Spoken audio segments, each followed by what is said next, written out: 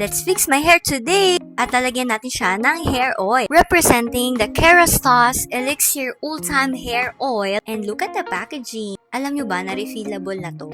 Alam nyo ba na isa yan sa best-selling nila na hair product? Yung scent niya is super mild lang, enough lang para maging mabango yung hair natin. Not overpowering. So, this really gives shine talaga sa hair natin. Nang dahil dito, naging shiny nga ang hair natin, tapos soft na siya. Alam nyo naman na over-treated na yung buhok ko, sobrang dry na niya, pero look at that, nagkaroon talaga siya ng shine. So, pwede nga pala itong gamitin pre-cleanse, pre-blow dry, and also for touch-up na lang sa hair natin. So, ayan siya. Diba? Gusto ko yung pagka-style ko ng hair ko dyan. As in, hindi mo na makikita na sobrang dry ng buhok ko, and meron siyang scent na mabango. Ito nga pala yung sinasabi ko na refillable na siya, guys. Yan, pihitin nyo lang yan dyan. Tapos, tiyanan! O, diba? So, pwede kayong bumili ng refill lang yan. And guys, 12-12 na bukas, kaya